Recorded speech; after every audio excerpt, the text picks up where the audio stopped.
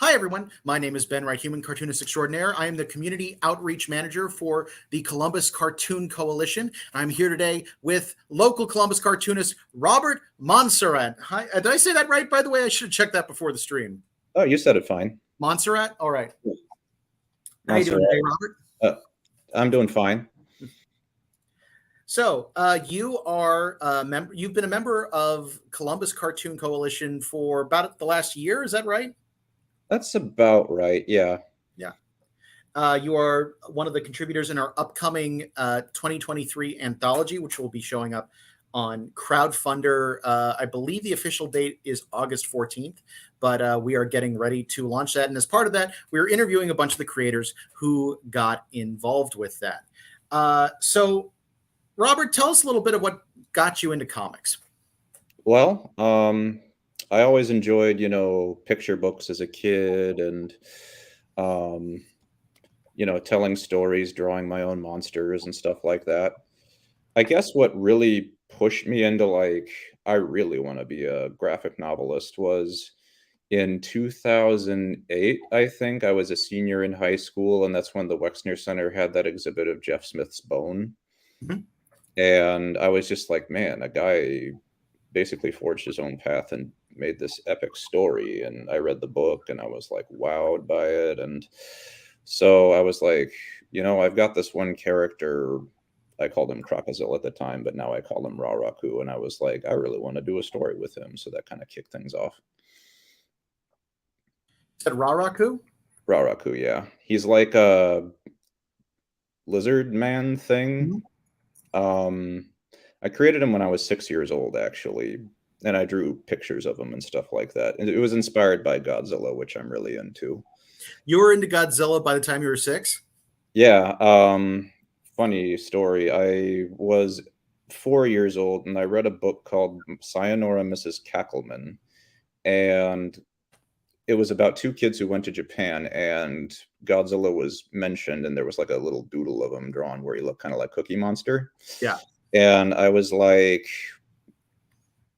okay, that's cool. I mean, I knew about King Kong and stuff like that, but I didn't know about Godzilla. But then 2 years later, when I was 6, my sister said, in a conversation, something Godzilla movies. I overheard it in the other room, and I was like, oh, wait, they made movies about this guy. So I was like, Mom, are there Godzilla movies? And she's like, oh, yeah, let me take you down to the library. And so I was like, oh, nice. And so library back in those days, Columbus Library, they had tons of VHS tapes, and this must have been before DVDs really took off, but they had all these Godzilla movies just stacked together, and I was like, it was mind expanding. Yeah. Let me guess. I bet a lot of them were the roughly 60s and 70s era stuff with really awful dubbing. Yeah, but I didn't notice that as a child. Of course you don't. But that's exactly what I grew up with as well. Nice. I don't know if it was like this for you, but for me it was summer marathons. I'd park in front of the TV so often, and it was Godzilla movies, James Bond movies, and Indiana Jones, Star Wars, and something else. Just you'd find marathons of it on TV, and you just start watching all of it. Man, it's crazy. I didn't see Star Wars until I was in college, Really? all the way through. I guess I was too busy watching Godzilla movies, but yeah, I mean, hey, if you're gonna, all nerddom is valid nerddom. Yeah.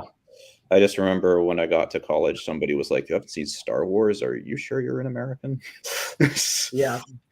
I remember that was actually one of the things that really threw me. It might have been college or grad school when I first really started meeting people who hadn't seen Star Wars. And one of the things that it took a while to get used to that idea, but it did make me realize, yeah, these aren't necessarily for everybody. There's a lot of different life experiences people have had. But that's what I just had always assumed was universal. Yeah. But getting back to Godzilla, you do a lot of work with kaiju stuff, so I take it this was pretty influential. Yeah, it was. It was. I mean, I loved dinosaurs, and I was fascinated by them as a child. I think my first memories of them might have been Fantasia on VHS and Land Before Time, stuff like that. So you know, here's Godzilla. He's the greatest dinosaur in the world, and um, you know, scared me a little bit as a kid, but I came to be fascinated, you know, kind of like with King Kong. I used to have dreams about King Kong looking through the attic window and eating me, you know. That's actually pretty funny. So your initial reaction to kaiju was being scared of them. It Yeah, wasn't like, oh, big, awesome, cool thing. It was this thing could destroy me. yeah. Mostly in the case of King Kong, like just this big hairy thing that'll like stroll through the streets and smash buildings. It's like, ooh, it's a little chilling, you know, Yeah. apocalyptic in a way. When did you start getting more into drawing them or doing stories with them? Probably around that time, 6 years old. Drew all kinds of dinosaurs and monsters and just made up stories that, looking back on them, are really surreal. Like, sometimes I just draw pictures and then like put a story together afterwards, things like that. Right.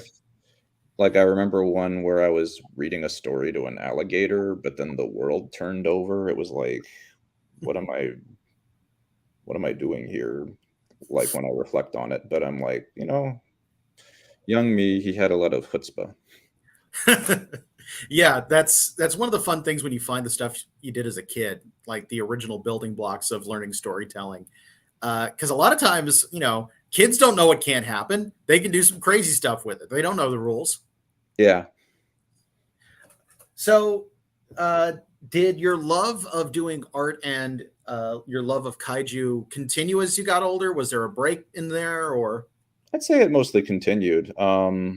You know, I kept trying to come up with, I tried to, you know, develop my skills as an artist. I went to CCAD and that helped a lot. And I just kept going after that. I mean, senior year of CCAD, I was a little burnout, had a bit of self doubt problems, but like I got over it after a while and I'm trying to crawl back out of that, you know, partly with pitching to anthologies and things like that, Yeah, kind of working that muscle. that definitely as a muscle artist have to work. Learning how to put yourself out there and learning how to get your uh, foot in the door, and Mhm. learning that when you're having those doubts and having that anxiety, that's just a normal part of the process. Yeah. Uh, and that you're not alone in it either. Like that's always part of the. A lot of comics is weirdly solitary, and knowing Yeah. you're there are others who are going through the same struggle is part of why I like C3. Yeah, totally. Yeah. What did you major in at CCAD? I majored in illustration and I got my bachelor's in it. Um, Nice. yeah. If they had had that graphic novel major when I went there, I probably would have done that. But So you were before the graphic novel major. yeah, I graduated in 2012. Hmm. Which I'm trying to think specifically 2012. My undergrad, I graduated in 2008, which Oh, was a rough time to be graduating from anything. But 2012, that would have been right towards the end of the big original webcomic boom. yeah, sounds about right. Yeah. Were you, did you look into doing any of that stuff at that point? Were you trying to do comics as a career or put out anything? Um, I did keep writing, at Hmm. least. Like I said, I was a little burnout and kind of had some self-doubt issues, but I did keep drawing, I did keep writing, and really more now is when I'm trying to get my career off the ground, I suppose. Um, but yeah, it took a long time, especially like Raraku was a really big thing I was trying to develop and get the story just right.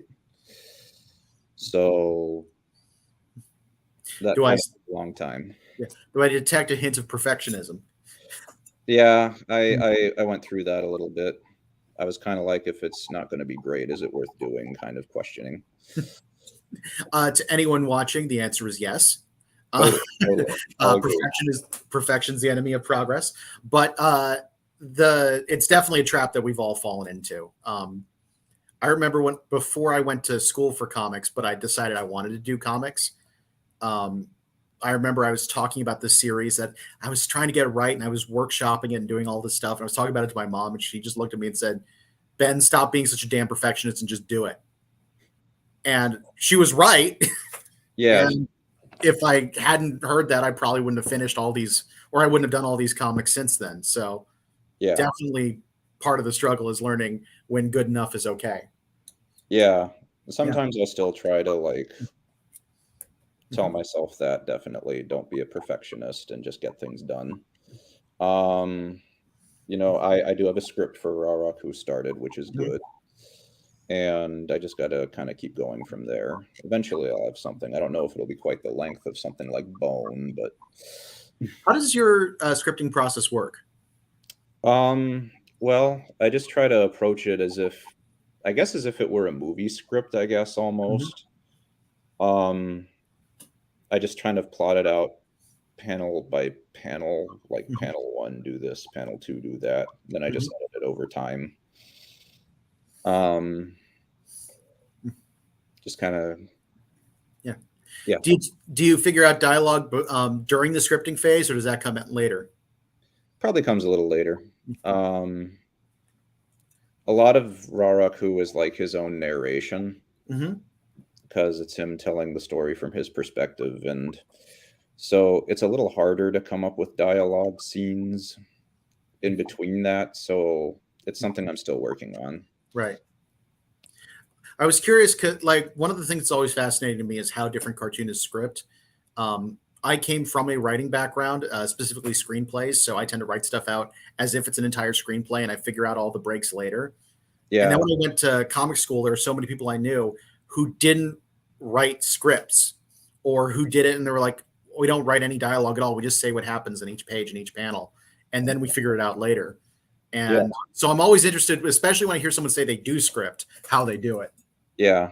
I also was partly inspired to like finally start the script by reading different graphic novels and thinking of what they did. Like there's Persepolis, for example. Right.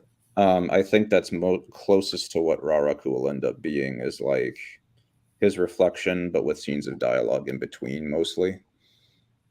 Which is a big part of kaiju movies that a lot of people don't get. Like, it's when they made the more modern American Godzilla movies. I remember some people were complaining, why are we seeing all this stuff about the people and like these interpersonal relationships? And I'm like, you guys didn't watch a lot of Godzilla movies, did you? Because that's what those movies are. I kind of hate that sentiment that people think the human characters don't matter in kaiju. And I'm like, they matter the most, in my opinion. I mean, I'm lucky that the main character happens to be a monster who can talk, maybe in this sense, but so you get best of both worlds. But yeah, like in a lot of ways, kaiju movies aren't even, the monsters are almost natural disasters. Basically, it's another way to look at it. Like that's how the humans have to deal with them. Yeah, or when they do have personalities, they're like very cartoonish, like Godzilla dancing or referencing memes and from Japan at the time. And like, for example, when he was dancing on that other planet in Monster Zero, like that was actually a reference to a popular dance at the time that was in a manga, and it was called the Shie dance. A character would go like Shie, and and weren't the Mothra twins and things like that, weren't they usually like famous idols and stuff like that in I think the first Mothra twins were this group called the Peanuts.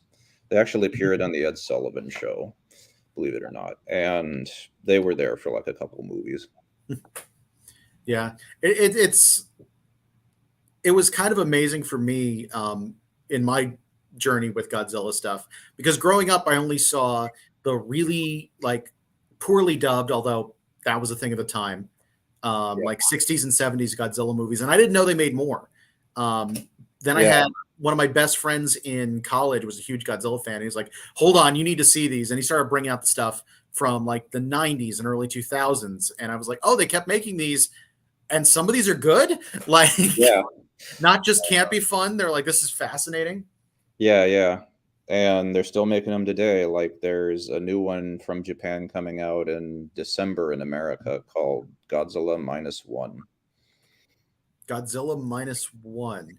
Yeah, it's like some people wonder if maybe it's a prequel to the first movie or not. It's set in post-war Japan during, I think, the time of American occupation.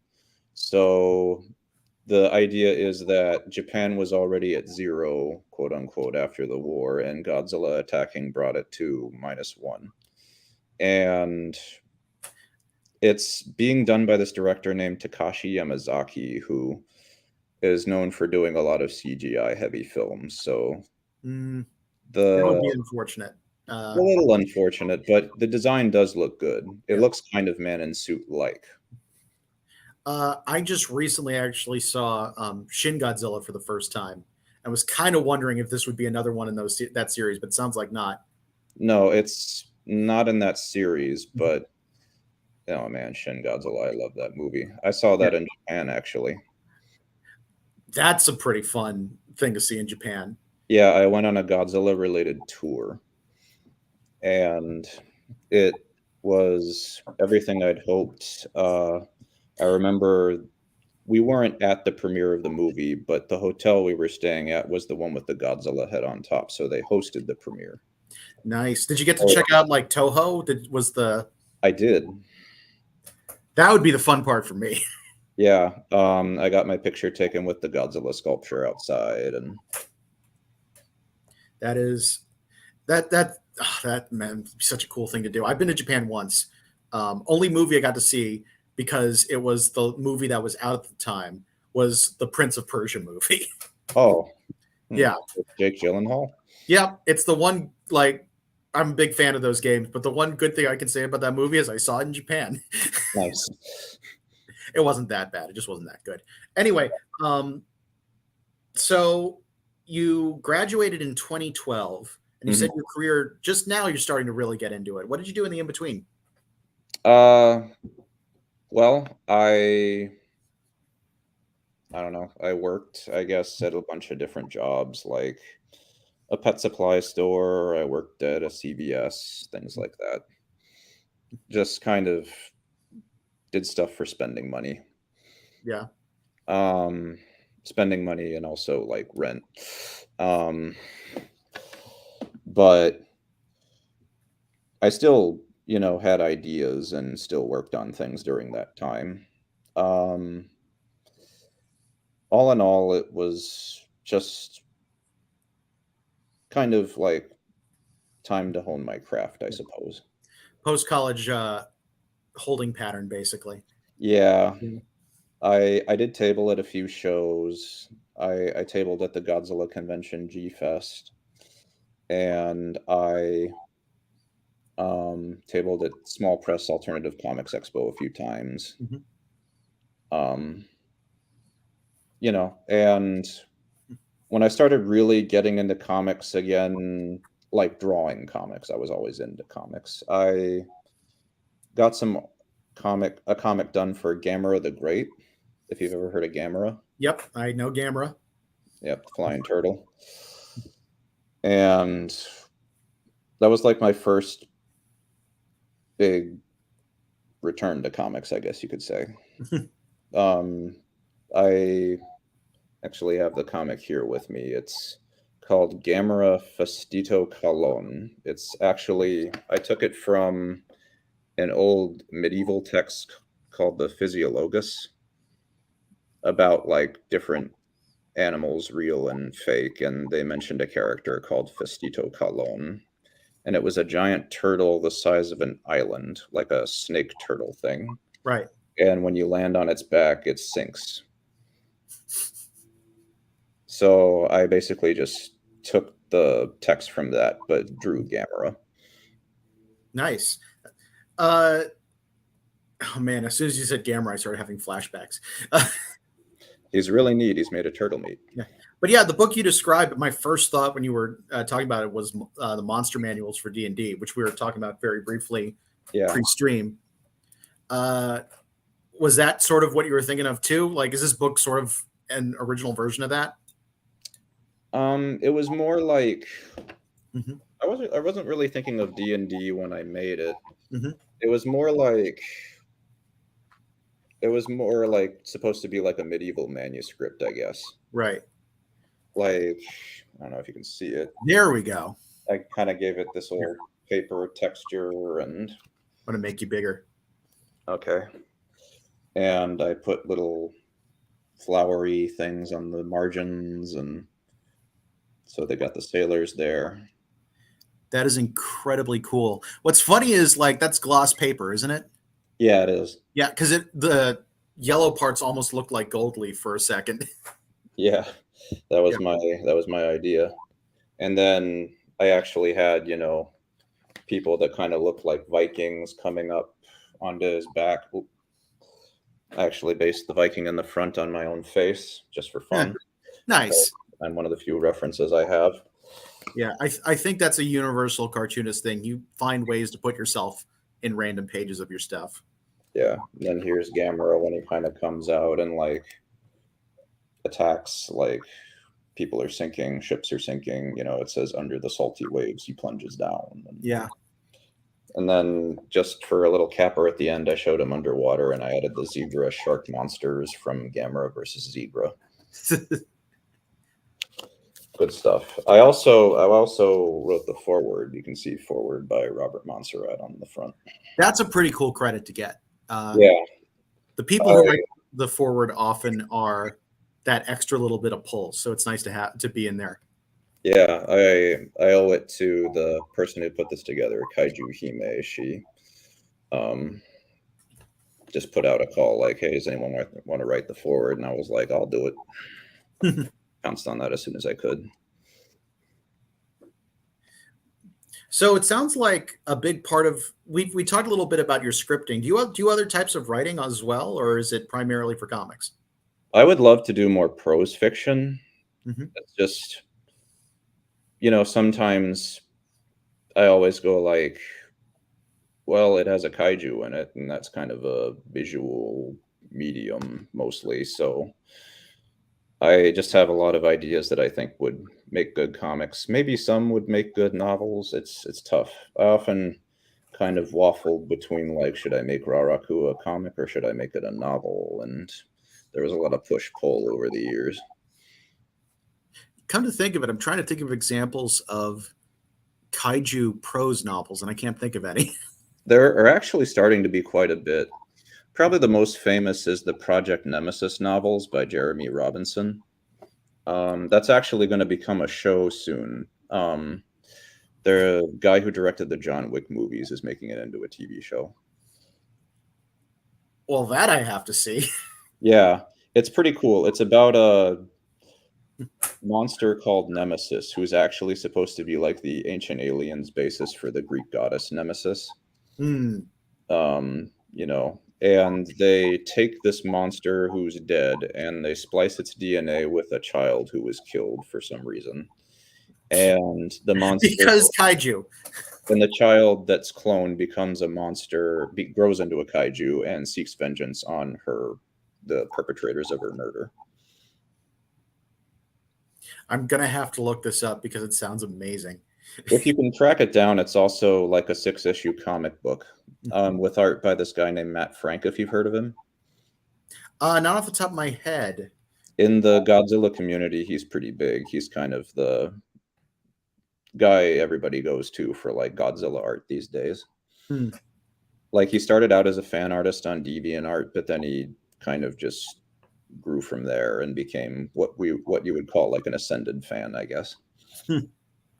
That's always cool when you actually see people who start off these internet communities who kind of make it.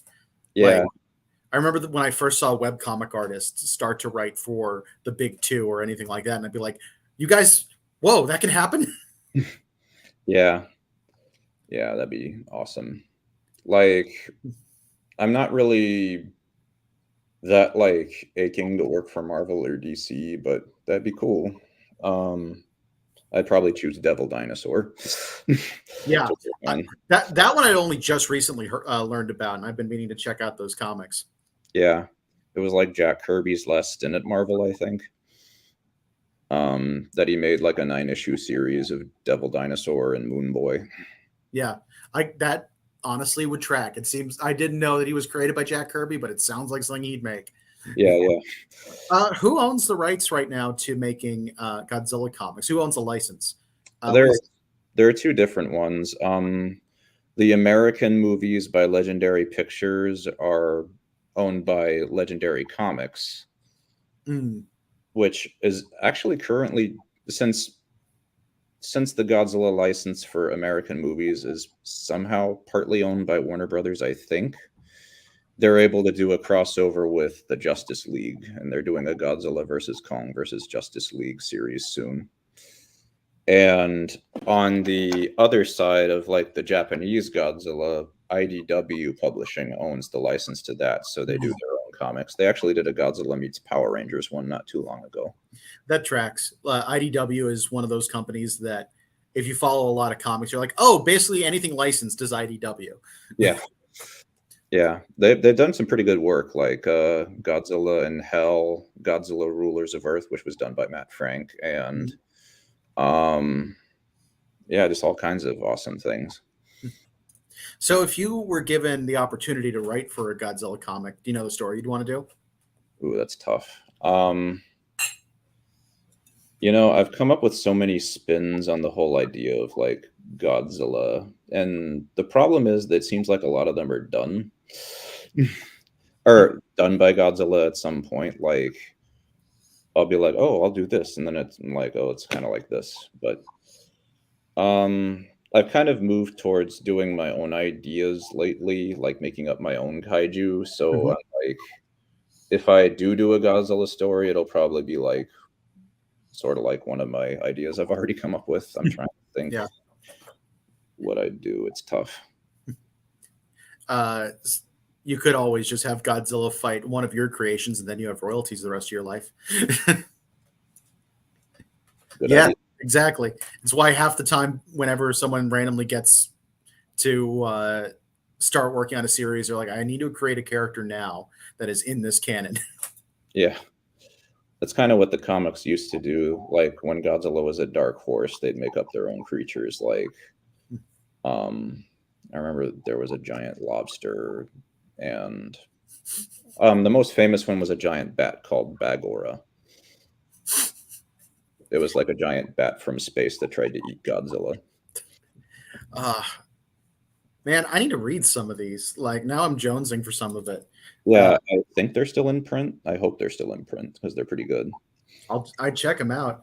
My most recent exposure to a lot of the stuff has just been Shin Godzilla and watching some of the Netflix animations that have been that have been coming out, which were decent. Singular Point was awesome. Yeah. I also really like the first of the 3D ones. It has the best capstone at the end. And I'm like, they should have just ended it here. This is it. They're done. I've heard that perspective before, yeah. Yeah.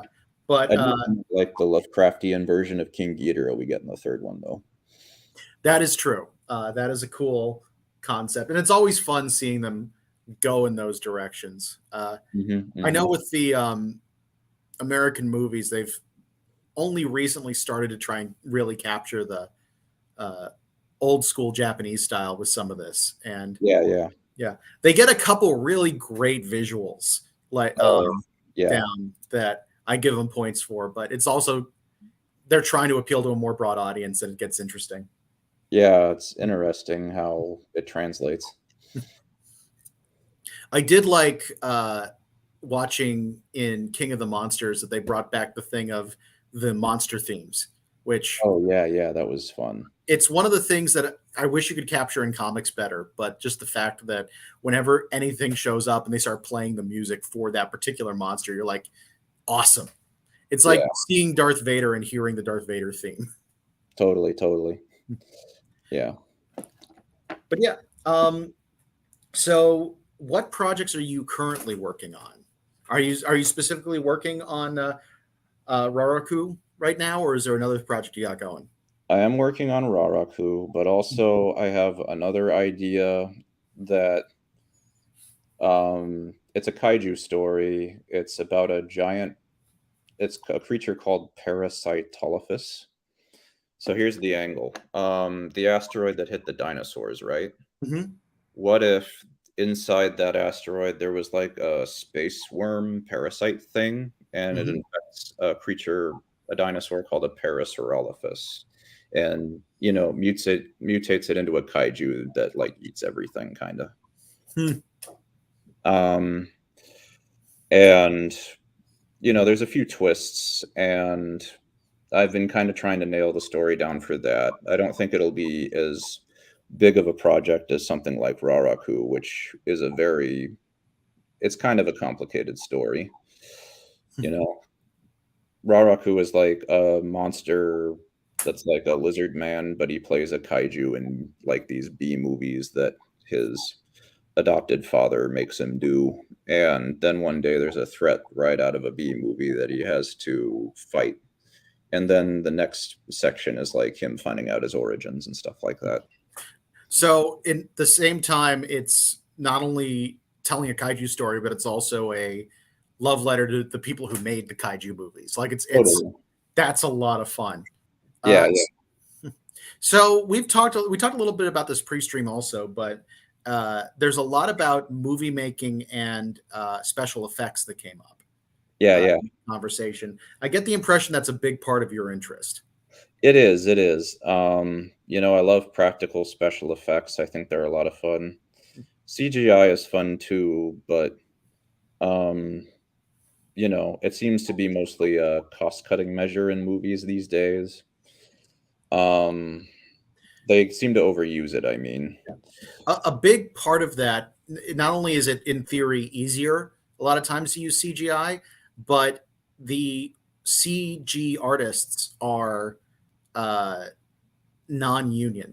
That's what I Yeah, was gonna say, yeah. it's one of the big reasons that a lot of people don't realize is that all of the practical effects specialists are unionized, so they're more expensive, which is Yeah, unfortunate because, like, first off, support unions, yeah, especially right now, but totally. second, it's just one of the main reasons that a lot of things have started moving that way. Yeah, yeah, yeah. So yeah, I love practical movies like The Thing and Dark Crystal. Right. Both came out in the same year, I think. Did they 1980. really?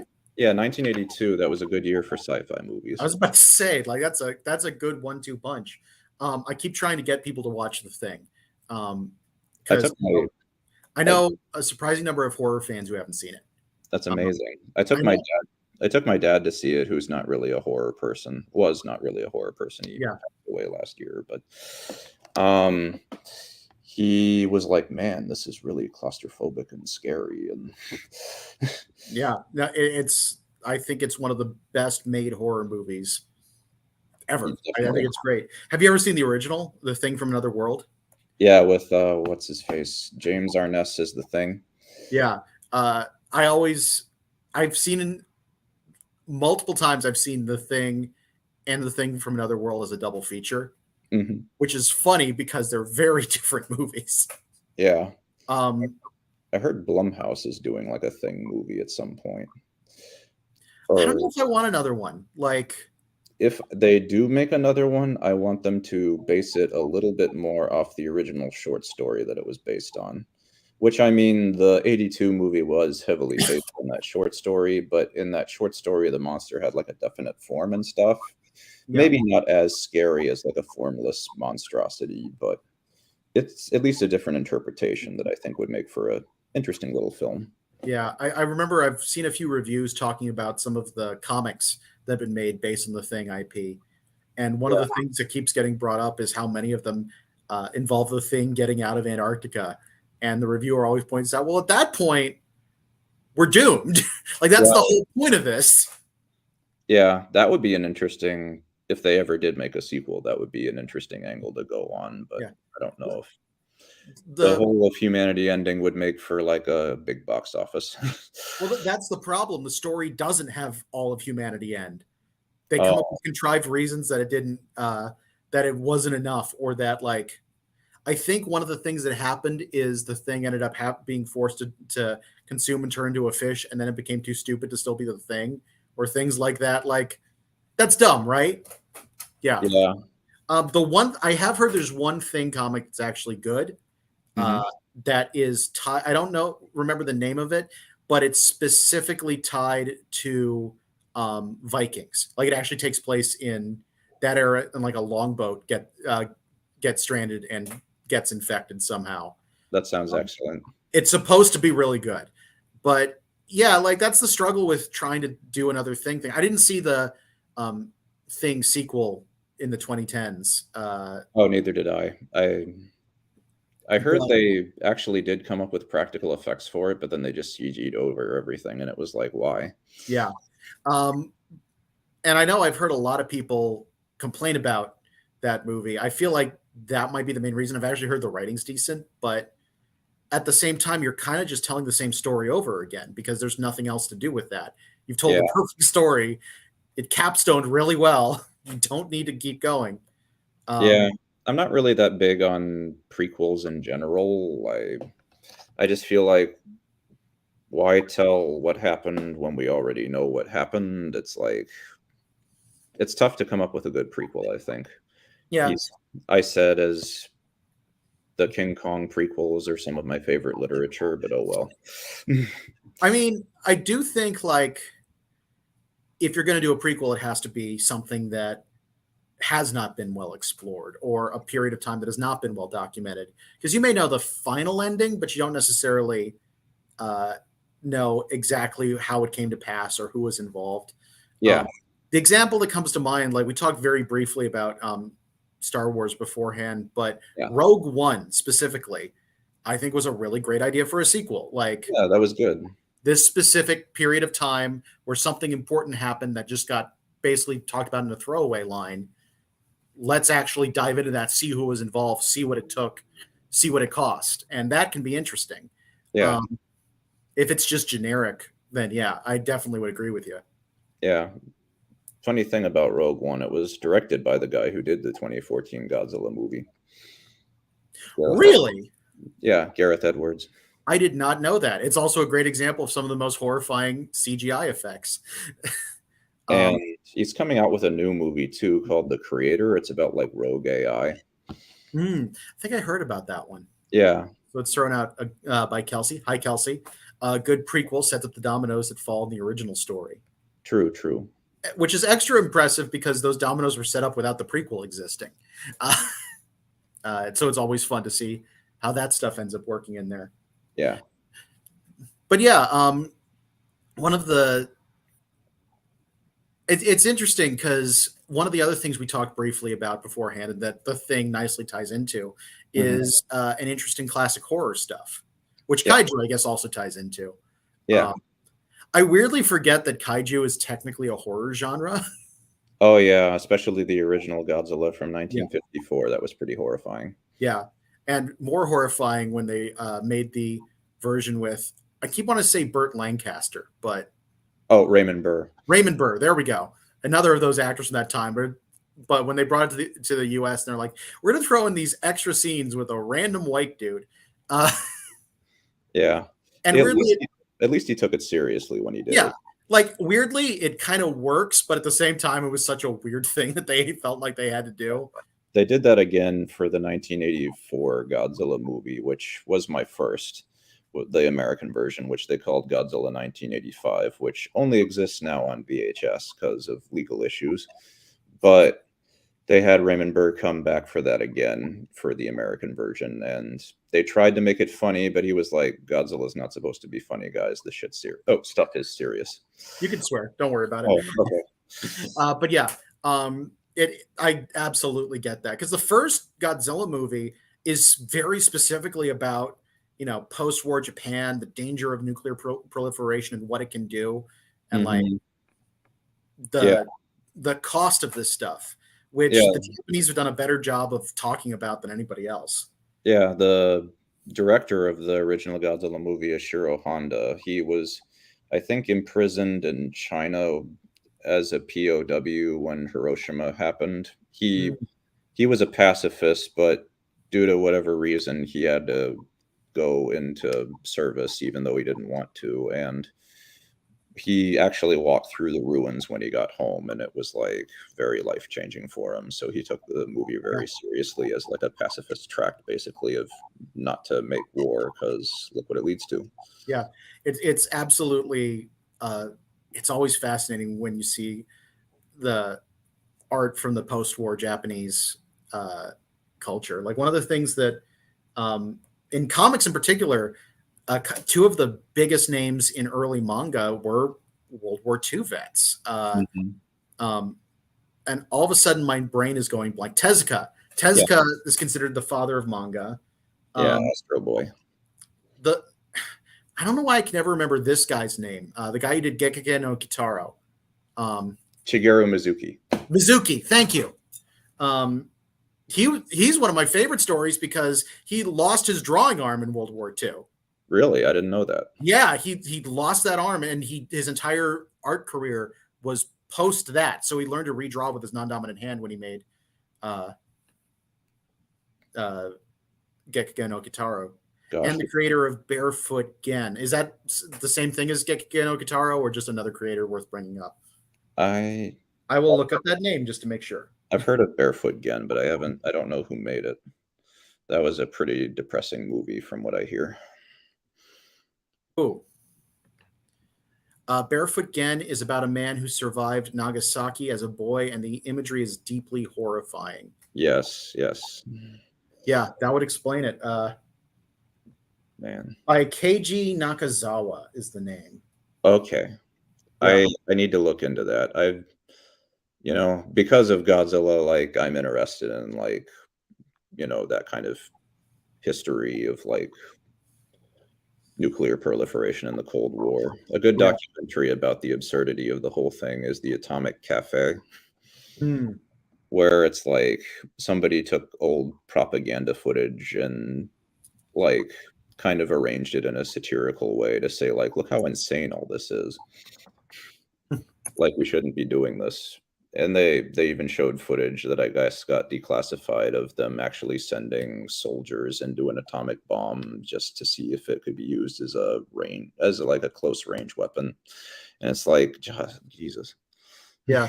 No, propaganda is fascinating. And it's a big part of all world history. But it's kind of one of the things when I was at the Center for Cartoon Studies, we would regularly have a class that talked about not only that, but about racism in comics.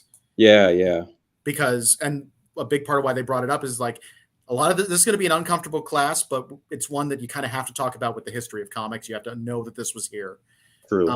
And it's fascinating some of the stuff you see because everybody uses propaganda comics for this in some level. But yeah, my one thing I kind of would throw out just because we're talking about post-war comics and things that deal with that kind of thing.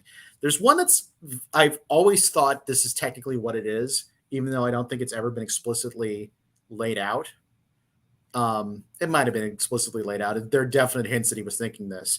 But Junji Ito, famous horror mangaka, I see you nodding. You take it you know his work. I do know his work. Uzumaki, Gyo, yeah. Gyo is specifically what I'm bringing up because, in my opinion, that's a post-nuclear war story. It's another take on how Japan was affected by the dropping of the bombs in Hiroshima and Nagasaki. Yeah. Kelsey brings up an interesting question in the chat just because I'm curious since we're talking about this. Have you seen Oppenheimer yet? I have. I thought it was really good. I liked that, it wasn't pro what he did. Yeah. And yeah, it was a great movie. I'm trying to give the best answer I can here. Let me think about it a bit.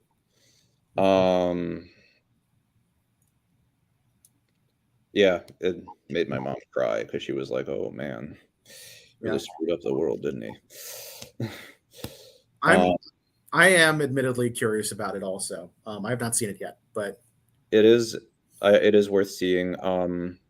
It suffers a little bit from the usual Christopher Nolan dialogue trouble of like sound drowning out his Yeah. actors, but it's like it's still good. It's still definitely an important movie.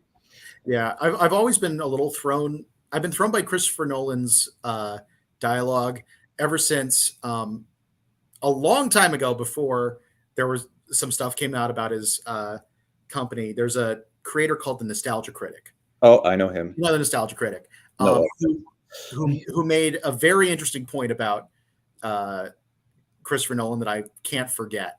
But he made the point that his characters never just talk about the last Mets game. Like the whole thing being like every line of dialogue, every part of the conversation directly relates to whatever's going on in the greater plot. There is no just like casual conversation. And interesting. as soon as that's pointed out, you're like, oh yeah, he doesn't do that a lot. Yeah, it's not Which like Quentin Tarantino where they're just talking about anything, you know. yeah. Well, honestly, that's a great example of how to do that kind of thing. Like, and it can still be thematic. It can still, in theory, tie into stuff. But you, every once in a while, you just want to get that personality from people. True, true, true. And I don't know. Like, I've liked maybe half the Christopher Nolan movies I've seen.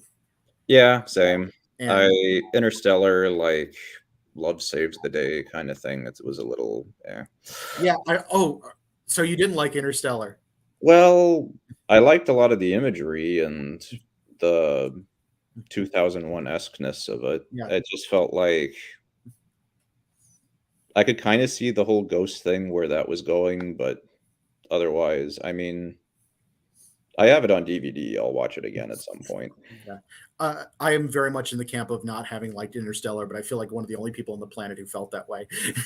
Yeah, I mean, I'd say hate is a strong word for Yeah, me. I didn't hate the movie. It just was fine. yeah. My big thing is it could have been about an hour shorter, and it would have worked better. Yeah. I'm one of those people who watches movies and actually tries to think about how much time they could have cut from it. Hmm. Like even good movies. I just recently saw Across the Spider-Verse, and by the end, I'm like, I bet I could have cut 20 minutes out of that movie, and it would have been tighter. And I like that one. Little less quippiness or something. It's more that they really dragged out, particularly in the ending. Yeah, they did a little bit. Yeah. I don't want to do spoilers in case people see it, but like I kind of got the gist of what was going on in the ending before they revealed it by like 10 to 15 minutes, which I'm told by others they didn't. So Yeah. it might have just been me, but I was basically sitting there just like, I liked the movie. I actually thought it was a very good movie. But Totally. That particular aspect of it is just something my brain automatically does. Yeah. So just want to throw out there, since we're about the 45-minute mark, if anyone has questions for Robert, now would be a time to ask them in the chat. We'll be able to start bringing that up shortly. Yeah. But yeah, one of the things that so I'm also curious, since you mentioned practical effects and the importance of that. One of the people who has been doing some stuff with that is Guillermo del Toro. I'm curious if that's something. Well, he also did Pacific Rim, now that I think about it, didn't he? Yeah, but Chef's Kiss, Pacific Rim. Sadly, I have not seen it yet. I know it's so good. I mean, maybe I'm biased because I love kaiju, but it was so good. I saw that opening night at the Godzilla convention I've been going to every year since 2002, and everybody just was like clapping. It was the best time. Where is the Godzilla convention, by the way? It's in Chicago. It's called G-Fest. I'm actually wearing the shirt right now. Oh, nice. It has been going on for like probably since the 90s, but it's still, it gets bigger every year. Like on Saturday night, they do like a parade of all the cosplayers of as monster and human characters. And the convention got so big that it kind of was hard for me to like even see anything, which never really happened before. Like it was 5,000 or so people that attended this year. It was insane. But it's always a good time. Yeah, I get it. Like the fans of kaiju stuff are fascinating. Yeah, we are. I imagine it also has some of the overlap with the horror fan community. I think so, One probably. of the one of the weird things I've heard about the horror fandoms, I haven't been directly tied too much into them, but I've never heard anything massively negative about it. It's one of the most wholesome communities. People who Yeah, are into horror stuff, like the actors tend to be non-toxic, the fans tend to be non-toxic, and I imagine it's probably similar with a lot of the kaiju stuff. I imagine there's a lot of overlap there. I mean, we have our bits of drama on occasion, but it's no big deal. I mean, mostly it's just people quibbling about Godzilla's design in a certain movie, like, oh, the feet are too small or the feet are too big or something like that. Yeah. I'll admit, like, even when I saw Shin Godzilla, it took me a while to like that design. I thought it worked for the movie. Well, when I first saw he's called Kamada-kun, the first form that appears in Yeah. the movie, there was I was laughing during that part. it actually kind of freaked me out. I was like, what the heck am I looking at? Yeah. Like, this thing is weird. It kind of felt like, I don't know if you've seen Team America World Police. I have. It's been a while, but The very beginning, like, that it's a movie where everyone's puppets, and the very first thing they show are the worst looking, like, marionettes, and then it pans out and it's actually a good puppet doing a marionette thing. But that entire first, like, 10 seconds is there to make everyone think, oh no, I made a horrible decision going to this movie. That's kind of how I felt seeing that little goofy looking version of Godzilla that eventually expanded and became much more horrifying, like, yeah, especially when the atomic breath came in. That was insane. sequence was amazing. Yeah. My buddy Dan, who does the Godzilla novelization project, and I just we turned and our jaws dropped, looking Yeah. at each other, going like, "Wow, that was an amazing movie." Another question from Kelsey. What are other themes in kaiju media, aside from atomic bomb concerns, that you have seen? What ones interest you the most? That's a good question. It seems like the thing with Godzilla is that you can pick out any movie and sort of figure out where Japan was in a society at that time. There have been all kinds of things. Like, I know even ones people don't like as much, but I still like Godzilla's Revenge. That was about, like, the whole thing with latchkey kids and school bullying in Japan, for example. Like the kid in that movie, Ashiro, his family works, so he has to go home for school every day, and there are these bullies that go after him. So he kind of daydreams that he's on Monster Island, and that's where the Godzilla scenes take place. I thought that might be Godzilla's Revenge. I remember this movie, and it has it's not Son of Godzilla, but like the little guy who does the rings. It's the same monster, but in Shiro's dreams, he's able to change his size. Minya, Godzilla's son, yeah. Minya, that was the name. And like, he speaks Japanese, and like, he can talk to the kid. Yeah.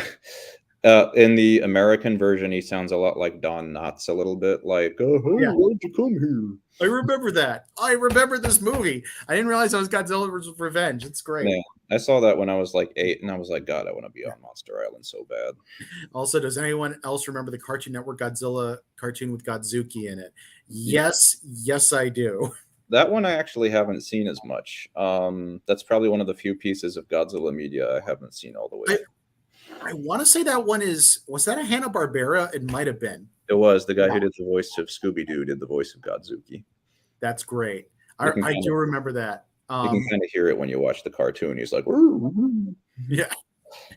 I know, speaking of those kinds of changes and themes and stuff, it was always interesting to me when Godzilla was switched between being the major antagonist and the hero. Like, that was always interesting to me, because in maybe half the movies he's kind of a good guy, and half he's a horror, like a monster that has to be taken down. And it's just always interesting to me, like, looking at where Japan is in that spectrum. Yeah. Like, oh, what's another theme in some Godzilla movies? There was also the concern over pollution in Godzilla versus the smog monster. That was a good one too. Yeah. Which tracks, like, going back even to the nuclear thing, a big part of that was early environmentalism. Yeah. And There was even a Godzilla movie that the director of Smog Monster wanted to make in like the mid 2000s called Godzilla 3D to the Max, but it never got made, where he would have fought another pollution monster called Deathla, and he would have lived in South America for some reason. Yeah, I'm trying to think like what other really good issues do they bring up? There's just so many. Yeah, I'm trying to think of other particularly good examples. A lot of stuff with alien invasion. I don't know what that signified.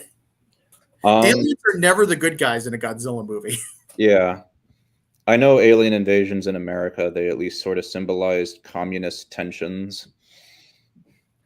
Yeah, but sometimes in America it would also be about prejudice, like right. And I feel like that almost never happens in the Japanese ones, even though there are issues in Japan with some of that stuff. Totally, yeah. But it's just universal that aliens in those movies are the bad guys, like they're trying to take over Earth with the monster of the week. It's funny because I always took it literally as a kid, and I'm like, oh well, I'm just really scared of aliens now. I'm not scared of other people. Like I remember one time my mom was like, hey Robert, guess what, something terrible happened. And I was like, what is it, space creatures? And she's like, no, it's worse than space creatures. It turned out she was talking about Bill Clinton's impeachment, and I'm like, wait a second, that's not scary, it's not aliens. That's pretty funny. Mm-hmm. It's because of that Simpsons episode where the two aliens took over the bodies or impersonated the two presidents. Yeah, Kang and Kodos, the Treehouse of Horror. That scared me so much as a child because I took it literally. It's like, hey, don't blame me. I voted for Kodos. I remember this episode. It's great. Yeah.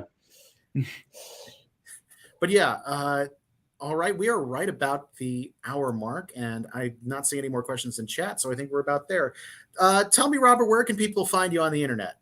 Well, you can find me on Instagram at Robert_Monsarrat, and you can also find me on Twitter at Monsarrat Robert. I also have an Etsy shop called Monsarrat's Monsters, which is also the same name as my Tumblr. And you can like just buy comics or prints, or I have a book of my character Raraku, like about his history. That I wrote, and has like all the old art and stuff in there, and kind of talks about my process. It's good stuff. Nice. So you do making of stuff in the back of your books? Yeah, I like that, kind of figure out how the sausage is made. I try to put that in every book I do. I love having that stuff in there. That's how I learned how to do some of the stuff. So good to see someone else doing it. Yeah. And as a reminder for everyone, we are doing this in preparation for the launch of the Columbus Cartoon Coalition's next anthology.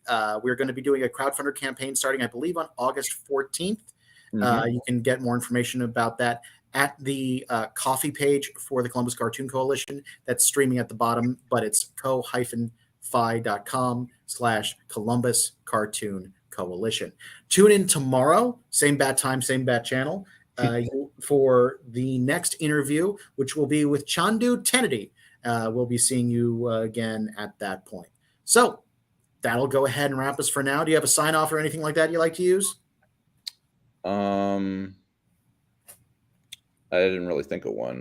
Well, I know my high school yearbook quote.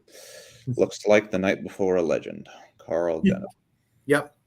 There is one thing that I just remembered that I blanked on for a second, that we try to do just for the end of a lot of the C3 videos.